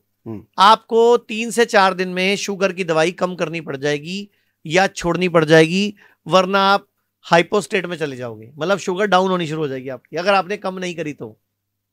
अब पूरा भारत शुगर रिवर्स कर सकता है बिना किसी दवाई के, सिर्फ खाना पीना ठीक करके। पूरा भारत बीपी रिवर्स कर सकता है खाना पीना ठीक करके। सिर्फ 10-20% लोग होंगे जिनको दवाई की जरूरत पड़ेगी, अदरवाइज। और वो भी मैं कहता हूं आयुर्वेदिक डॉक्टर के पास जाओ ना, उससे थोड़े दिन आयुर्वेद की दवाई खा लो, वो परमानेंट नहीं होती। आयुर्वेद की दवाई कुछ दिन चलती है फिर बंद हो जाती है। और मैं बोल रहा हूं उसके बाद जरूरत पड़े तो फिर एलोपैथी खा लो। मैं तो सब पत्तियों को साथ लेने की बात कर रहा हूं। आयुर्वेद, होम्योपैथी, यूनानी, सिद्धा, सब भारत की एलोपैथी, सबको एक कर दो, इंटीग्रेट कर दो। अगर भारत का भला करना है, 80% पेशेंट कम हो जाएंगे अगर सारी पत्तियां एक हो जाएंगी। सारे डॉक्टर एक दूसरे का सम्मान करेंगे तो लोग बीमार नहीं पड़ेंगे। और एक और बात, हेल्थ इंश्योरेंस जरूर कराओ। आज जितने भी तरह का हेल्थ इंश्योरेंस था, पहले वो सिर्फ एलोपैथी में चलता था, अभी आयुर्वेद में भी चलता है। हमारे जितने हॉस्पिटल्स हैं, हमारे 34 हॉस्पिटल हैं, सब जगह पे हेल्थ इंश्योरेंस से लोगों का कैशलेस या रिम्बर्समेंट से इलाज होता है। आपके हॉस्पिटल में क्या क्या सुविधाएं हैं? हमारे हॉस्पिटल में वो सारी सुविधाएं जो 5 स्टार होटल में होती हैं। ओके। नाश्ता, लंच, डिनर सब मिलता है। और बढ़िया बढ़िया हमारे यहाँ कुक्स हैं, बढ़िया बढ़िया पकवान बनाते हैं और डिशेस मिलती हैं। पंचकर्म होता है। एक आयुर्वेद का सूत्र है, शुद्धो देहा मनुष्य यस्य सजीति वर्षतम, कि शुद्ध देह और शुद्ध मन वाला मनुष्य 100 वर्ष तक स्वस्थ होकर जीता है। हमारे हॉस्पिटलों में शुद्ध करने की पूरी व्यवस्था है। आपने बोला मुझे 5 किलो घटाना है, मैंने आपको बोला 15 दिन दे दो, घट जाएगा। 15 दिन हॉस्पिटल में रहना? हमारे पास रहना। नाम हॉस्पिटल है सर, रिजॉर्ट्स है बेसिकली। ओके। हमारा एशिया का सबसे बड़ा इंटीग्रेटेड हॉस्पिटल, आयुर्वेद का हॉस्पिटल दिल्ली के पास ही है, गंगा के किनारे, 25 एकड़ का है। ठीक है। ऐसे लखनऊ में 100 बेड का है, चंडीगढ़ में 100 बेड का है, मुंबई में 150 बेड का है, बेंगलोर, चेन्नई, सोनीपत, अंबाला, चंडीगढ़, इसके अलावा गुजरात में अहमदाबाद, वडोदरा, मतलब पूरे देश, हैदराबाद, पूरे देश में हमारे 34 हॉस्पिटल हैं। और किसी भी बीमारी को लेके आ जाए आपके पास, हमारे पास cancer, kidney fail, liver fail, asthma, sugar, diabetes, heart problem, हर तरह के पेशेंट आते हैं, लेकिन हम बीमारी पर काम नहीं करते, बीमारी की जड़ पर काम करते हैं। एक हमारे यहाँ फायदा है, पास्ट, प्रेजेंट, फ्यूचर, 3 तरह के टेंस होते हैं, हम 3 तरह से फायदा पहुंचाते हैं। जब आप हमारे पास आते हो तो बीमारी पर काम करते हैं, बीमारी हुई क्यों, कारण पे काम करते हैं, भविष्य में कोई बड़ी बीमारी ना आए उस पर भी काम करते हैं। तो आयुर्वेद एक ऐसी पद्धति है जो तीनों टेंस पे एक साथ काम करती है। एक सवाल मैं आपसे ऑफ कैमरा पूछने वाला था, ऑन कैमरा ही पूछ लेता हूँ। मुझे अपनी मदर का भी मोतियाबिंद का ऑपरेशन कराना है, डॉक्टर ने रिकमेंड अभी कराना है। कराना है, क्या कराना चाहिए या इधर कोई इलाज है? अगर आप चाहो तो मैं एक वीडियो दूंगा, आप इस पॉडकास्ट में लगा देना, मतलब बीच में कट करके लगा देना। मोदी जी की वीडियो है। अभी कुछ दिन पूर्व कीनिया के राष्ट्रपति हैं ओलिंगा जी, उनकी बेटी की एक ब्रेन सर्जरी हुई थी और उसमें उसकी आंखों की रोशनी चली गई। उसने वर्ल्ड के बड़े बड़े देशों में इलाज कराया और उसकी आंखों की रोशनी वापस नहीं आई। आखिरकार कीनिया के राष्ट्रपति ओलिंगा जी ने मोदी जी से बात करी, मोदी जी ने भारत बुलाया और भारत के आयुर्वेद से उनकी आंखों की रोशनी वापस आ गई। ओके। सिर्फ 6 हफ्तों में, जो कि कई सालों से दुखी थी वो। तो आप सोचो आपकी मम्मी की मोतियाबिंद क्या चीज है। फिर तो हम ट्राई करेंगे, 80-90% चांस है, ऑपरेशन की जरूरत नहीं पड़ेगी। आप मम्मी को लाल डालना तो ऐसे शुरू करा दो कि अपनी लाल डालनी आंखों पे। अच्छा, मैं एक बात पूछता हूं, जंगल में 2 जानवर लड़ते हैं, घायल हो जाते हैं, कैसे ठीक करते हैं अपने आप को? कैसे ठीक करते हैं? जंगल में 2 जानवर ने लड़ाई लड़ी, घायल हो गए, खून निकल रहा है, चोट लग गई, ठीक कैसे करते हैं? अपने आप ही रिकवर करते हैं, चाट के खुद को चाटते हैं। खुद को चाटते हैं, वो जीभ से, जीभ में लार है ना, लार से चाटते हैं। और जिस जगह जीभ नहीं पहुंचती उसको मिट्टी पे लौटते हैं, वो मिट्टी पे मलते हैं उस हिस्से को। इनफैक्ट बचपन में हम भी करते थे, कहीं कट फट गया तो थूक लगाते थे उस पे, तो सर ठीक हो जाती थी ना। हाँ। आपकी मम्मी, आपकी वाइफ, आपके घर में कोई किचन में काम करता है, कई बार चाकू से कट लग जाता है, मुंह में डाल लेते, ठीक हो जाता है ना। अच्छा, हड्डी टूटती है, कौन सा डॉक्टर जोड़ता है? कौन सा डॉक्टर? कोई दुनिया का डॉक्टर नहीं जोड़ता, अपने आप जुड़ती है। हाँ। प्लास्टर लगाता है जुड़ती, ताकि सीधी जुड़े। आपका कोई ऑपरेशन हुआ, डॉक्टर ने चीरा मारा, डॉक्टर टांके लगाएगा, स्किन जुड़ती अपने आप ही है। हमारी बॉडी बहुत पावरफुल है, भगवान की बनाई हुई है। अच्छा मुझे बताओ, भगवत गीता में, वेदों में जो लिखा है, सच लिखा है, झूठ लिखा है? सच लिखा है। भगवत गीता में भगवान श्री कृष्ण ने हमें अपनी संतान बताया। सामवेद में भगवान ने बताया कि मैंने जब दुनिया बनाई, मैंने मेरी छवि बनाई। ऋग्वेद में भगवान बोल रहे हैं, जब मैंने पहाड़ बनाए, नदियां बनाई, जलचर बनाए, उभयचर बनाए, नभचर बनाए, तो मैंने एक सर्वश्रेष्ठ जीव बनाया, इंसान। हम सर्वश्रेष्ठ है, भगवान की संतान है। अच्छा, भगवान की संतान कैसी होती है? भगवान जैसी। तो फिर हम कौन है? हम भगवान ही तो हैं। मैं आपको एक एग्जांपल देता हूं, आपको साबित हो जाएगा सच में भगवान है। हमारे बॉडी में कितना खून होता है? पता नहीं, मैंने अभी बताया था 5 लीटर। ठीक है। हमारा दिल 1 मिनट में कितनी बार धड़कता है? 70-75 72 बार धड़कता है। ठीक है। और 1 मिनट में जब धड़कता है, ऐसे करता है, तो कितने ml खून आगे फेंक देता है? पता नहीं। 70 ml। ठीक तो है। 70 हर बार में 70 ml। हर बार में 70 ml। और एक बार 1 मिनट में धड़कता है 72 बार। तो गुणा करोगे तो 1 मिनट में 5 लीटर खून फेंक देता है। ठीक है। अगर मैं सारी बॉडी की नसें निकाल लूं, आर्टरीज निकाल लूं, वेन्स निकाल लूं, और उनको एक सिरे से दूसरा सिरा जोड़ता जाऊं, तो ये कितना लंबा हो जाता है? कुछ आइडिया आपको? नहीं। सारी आर्टरी, सारी वेन, सारी कैपिलरी जोड़ दो, लगभग 1 लाख किलोमीटर। 1 लाख किलोमीटर? जी। अब 1 लाख किलोमीटर कोई भी सेल जो यहां से चला, वो 1 मिनट में घूम के यहां पहुंच गया। मुझे बताओ, दुनिया के कोई इंजीनियर ऐसी मोटर बना सकता है? नहीं। तो अभी भी लगा कि अपुनिच भगवान है कि नहीं? हमारी बॉडी में शक्तियां हैं। अच्छा एक बात बताओ, आपके कितने बच्चे हैं? 2 बच्चे हैं। आपको पेट में नजर आ रहा था कि अंदर लड़का है कि लड़की है? नहीं। अच्छा, आपने एक बीज डाला बॉडी में, 9 महीने में उसकी आंख भी बन गई, नाक भी बन गया, कान भी बन गया, उसकी बॉडी भी तैयार होगी और पेट से बाहर भी आ गया वो, और आपके साथ खेल भी रहा है, उसमें सांस भी चल रही थी उसकी। तो आपकी वाइफ देवता हुई कि नहीं, देवी हुई कि नहीं हुई? हाँ। और वो बीज दिया किसने था? आपने। वो आप भी तो देव हुए। आप पुनिच भगवान है। भगवान नहीं, सारी शक्तियां हम में हैं, लेकिन इंसान उसको पहचान नहीं पा रहा। किडनी खराब हो जाए, बॉडी खुद हील कर सकती है। लीवर खराब हो जाए, बॉडी खुद हील कर सकती है। अच्छा, खराब हुआ कैसे? अपने आप ही तो हुआ, गलत खाने से। अब सही खाना खा लो, ठीक हो जाएगा।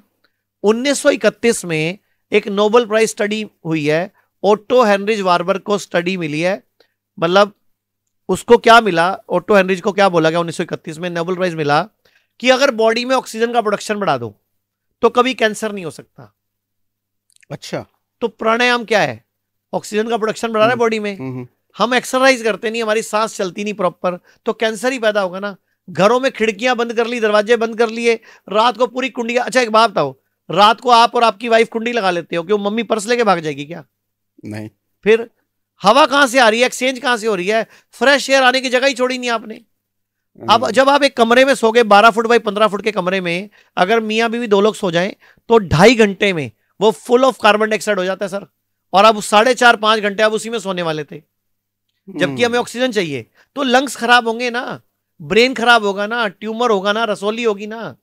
फ्रेश ऑक्सीजन, आप याद करो बचपन में आप छत पे खुले सोते थे, बीमार भी नहीं पड़ते थे, बुखार भी नहीं होता था, जॉन्डिस भी नहीं होता था, और सुबह 6 बजे 5 बजे नींद खुल जाती थी और हम खेतों में या पार्क में खेलने चले जाते थे। हाँ। आजकल उठते ही 10 बजे हैं सुबह, छत पे जल्दी नींद खुलती थी, सुबह सूरज की रोशनी से खुलती थी, चिड़ियों की चहचहाट से खुलती थी। अब आप बंद कमरे में पर्दे इतने मोटे मोटे लगाते हो, रोशनी की किरण नहीं अंदर आती। 9 बजे भी आपको पर्दों की वजह से पता नहीं चलता बाहर दिन हो चुका है। पर्दे को कहते भी ब्लैकआउट पड़ता, हाँ, जिसमें सूरज की रोशनी ना आए। तो सर हम उल्टा गलत हो गए ना। सूरज हमारा दोस्त है, सूरज एनर्जी है। दुनिया का कौन सा पौधा, कौन सा पेड़ बताओ जो सूरज से एनर्जी नहीं लेता?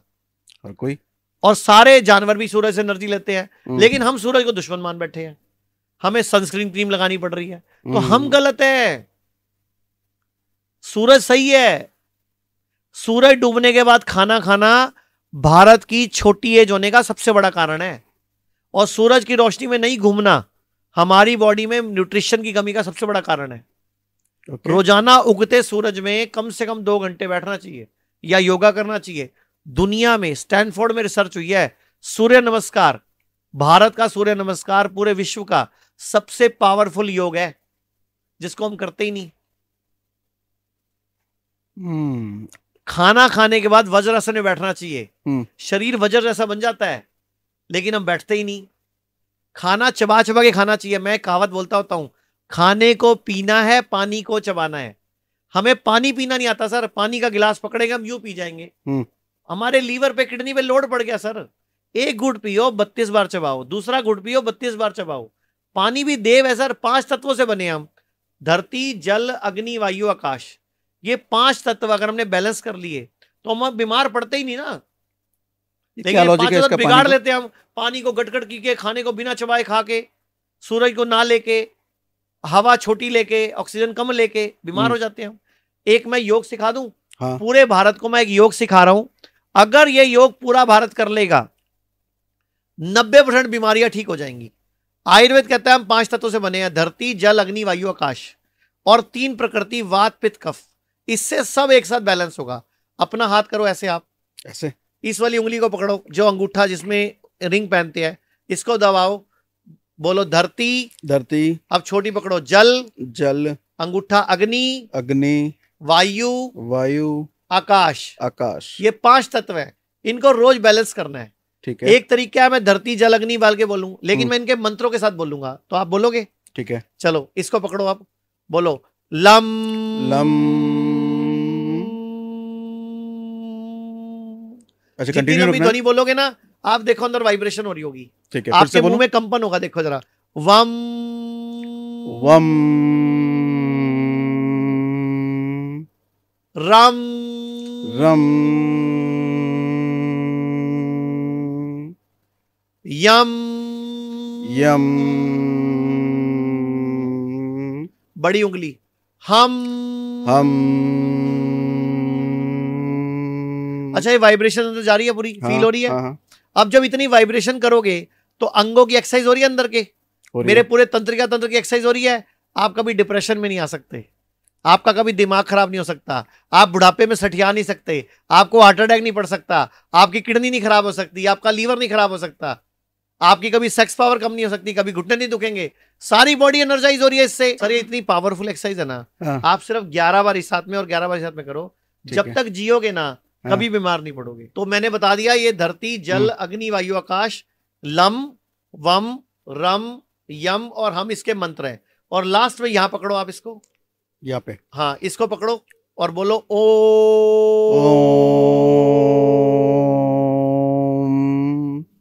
तो ये 5 और ये छठा ओम, जो व्यक्ति ये रोज कर लेगा बड़ी से बड़ी बीमारी को हरा देगा और बीमार होना बंद हो जाएगा।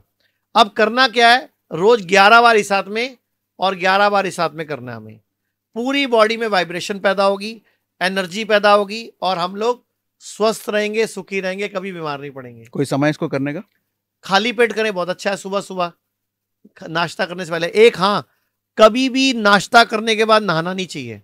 ओके। भारत में क्या हो रहा है, लोग नाश्ता करके नहाने जा रहे हैं। कभी भी नहाना हमेशा खाली पेट चाहिए।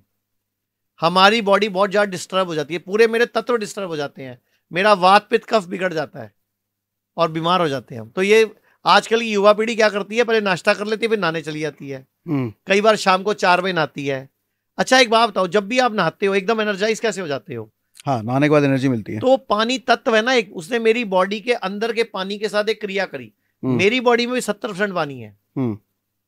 तो 70% पानी और बाहर का पानी आपस में एक वाइब्रेशन क्रिएट करता है और मेरी बॉडी एनर्जाइज हो जाती है। ऐसी जैसे आप ये वाली एक्सरसाइज करोगे, आप देखना आपका थकान दूर हो जाएगी, आपकी एनर्जी बढ़ जाएगी। रात को नींद ना आ रही हो, ये क्रिया कर लो, ठीक हो जाओगे। एक क्रिया मैं और बताऊंगा, लोगों का इमीडिएटली सिर दर्द ठीक हो जाएगा या बीपी कंट्रोल हो जाएगा। करना क्या है, जिसको भी सिर दर्द है, माइग्रेन है, या जिसको भी ब्लड प्रेशर बहुत हाई है, राइट को बंद कर लो, सिर्फ लेफ्ट से सांस लो। अगर 2 मिनट लगातार करोगे तो सिर दर्द ठीक हो जाएगा, 3 मिनट लगातार करोगे माइग्रेन ठीक हो जाएगा, और 5 मिनट लगातार करोगे तो बीपी ठीक हो जाएगा। अच्छा, कुछ भी, बॉडी में सारी पावर है। ये राइट बंद कर ली, सूर्य नाड़ी है ये, लेफ्ट मेरी चंद्र नाड़ी है। चंद्र नाड़ी एक्टिवेट कर दी मैंने, शीतलता आ गई बॉडी में, कूलता आ गई, रिलैक्स हो गए, सब प्यारे लगेंगे, दुनिया अच्छी लगेगी। लेकिन जब सूर्य नाड़ी चलती है तो हमें गुस्सा आता है, गर्मी लगती है, हमारा मन उचाट होता है। लेकिन चंद्र नाड़ी चलती है तो हम प्यार में भर जाते हैं, उमंग में भर जाते हैं। एक सॉल्यूशन बताइए, आपने जो कमरा बंद करने वाली बात बोली, रात को एसी चलता है, हाँ जी, तो फिर कमरा कैसे खोलें? सर देखो, या एसी ना चलाने का कोई सॉल्यूशन? सर देखो, एसी चलाओ, लेकिन कहीं ना कमरे में एक एग्जॉस्ट फ्रेश एयर आने का और एक एग्जॉस्ट बाहर हवा निकालने का भी लगा। हम एयर प्यूरिफायर यूज करते हैं, वो अच्छी बात है, लेकिन मैं चाहता हूं आपका एसी जो है ना, वो जब बाहर से हवा खींचता है तो उसके अंदर जो मशीनरी है ना, वो हवा की प्योरिटी रहती नहीं, वो ठंडक करने के चक्कर में ना हवा की प्योरिटी कम हो जाती है। आप कभी भी ना एसी, आप ना अपने कमरे में दिन के टाइम पे अपने कमरे में एक स्टेथोस्कोप लाके ना अंदर की एनर्जी का लेवल चेक करो और बैक्टीरिया वायरस चेक करो। जब भी कमरे में ठंडक रहेगी लगातार तो बैक्टीरिया वायरस ज्यादा डेवलप होंगे, मतलब नेगेटिविटी ज्यादा जनरेट होगी, आलस आएगा उस कमरे में। मतलब आपका उस कमरे में ना पड़े रहोगे, सुबह 10 बजे भी आप ना पड़े रहोगे, मतलब बॉडी में ना एनर्जी। या तो अलार्म लगा दो, सुबह 5 बजे एसी बंद हो जाए, 4 बजे बंद हो जाए, ताकि 6 बजे सुबह जल्दी उठना, रात को जल्दी सोना, ये स्वास्थ्य का मूल मंत्र है। लेकिन एसी में सोने से हम ज्यादा देर तक ना सो नहीं, मतलब वो नहीं कर पाते, हम लेट उठते हैं और फिर लेट सोते हैं। एक रात को सोने से पहले 1.5 घंटा पहले फोन और टीवी बंद कर देना चाहिए। और एक, जब भी रात को नींद खुले तो आपके घर में 0 वाट का बल्ब होना चाहिए हर जगह, कमरे में भी, बाथरूम में भी। क्योंकि जैसे ही आप सारी लाइटें ऑन कर देते हो, बॉडी को लगता है दिन हो गया, लीवर अपना जूस शुरू कर देता है बनाना, किडनी अपना काम शुरू कर देती है, क्योंकि बॉडी, आंखों को लगता है दिन हो गया, तो वो अपने प्रोसेस शुरू कर देती है, जबकि अभी सोने का टाइम है। आपने सुना होगा, कई बार लोग बोलते हैं रात को नींद खुली फिर ना दोबारा नींद नहीं आई। वजह कि आपने लाइटें जला दी पूरी, बॉडी को क्या लगा दिन हो गया, बॉडी ने अपने अंदर की प्रक्रियाएं शुरू कर दी, अब नींद कैसे आएगी, अब बॉडी प्रोसेस शुरू कर चुकी है। तो इसीलिए बोलते हैं कि रात को जब उठो तो 0 वाट का बल्ब जलाओ, बाथरूम में भी, टॉयलेट में भी, अपना कमरे में भी, ताकि बॉडी को लगे रात ही अभी, ताकि नींद उठे तो नींद आए भी। मुझे तो मन कर रहा है ऐसे सुनता रहूं आपको बैठ करके, सुनता रहूं, लेकिन एक समय का सीमा है। तो खैर चलो, कर लेंगे दोबारा, ठीक है। अब आप हॉस्पिटल आने वाले हो मेरे, हाँ, तो वहां अपने फिर एक पॉडकास्ट शूट कर लेंगे, ठीक है। अगर हमारा जो हिम्स हॉस्पिटल, अगर कोई इंक्वायरी करना चाहे तो 8270482704 एक नंबर है जिस पर आप हॉस्पिटल से रिलेटेड इंक्वायरी कर सकती हो। तो आज हमने बहुत कुछ सीखा आचार्य जी से, तो आज अपने डिस्कशन को यहाँ पे हम स्टॉप करते हैं। बट आपके अगर कुछ सवाल वगैरह होते हैं तो कमेंट बॉक्स में लिख सकते हैं, मैं जल्दी इनके आश्रम जा रहा हूँ। Thanks for coming Acharya ji, thank you very much. Thank you, मुझे भी अच्छा लगा। अगर आप वीडियो में कही गई बात से सहमत हैं तो Y टाइप करें, अगर आप कही गई बात से सहमत नहीं हैं तो N टाइप करें, पूरी वीडियो के लिंक के लिए L टाइप करें।